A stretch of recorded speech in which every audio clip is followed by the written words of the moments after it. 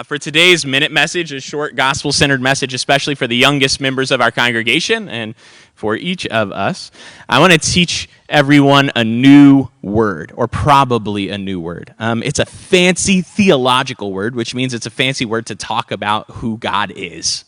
And the word is perichoresis. Can you say it with me? Perichoresis.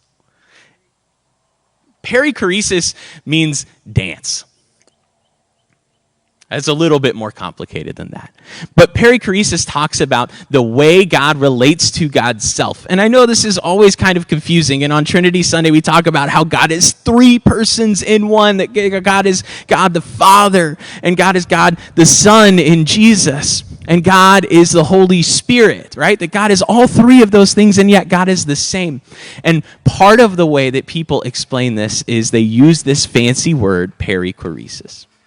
And it means that those three persons of God are constantly, always, eternally dancing with one another, going through and back and forth. And it reminds me of times like yesterday when I was dancing in the kitchen with my kids because they wanted me to put some music on the phone, so we were just having a dance party. And sometimes you kind of, I didn't know if I was grabbing Lily's hand or Derek's hand because we were all running around and dancing wildly and free, right? And there in our own kitchen. I mean, I'd be happy to dance all silly like that in front of each and all of you too. But, they're not here today to join me in it.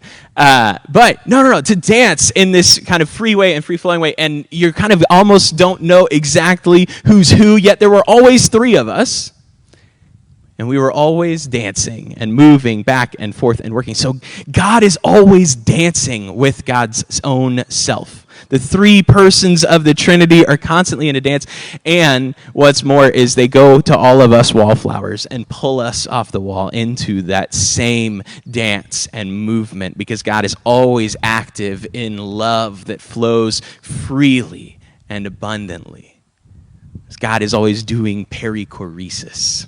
God is always dancing. So I wanted to share that with each of you and maybe inspire you to dance a little bit more this week.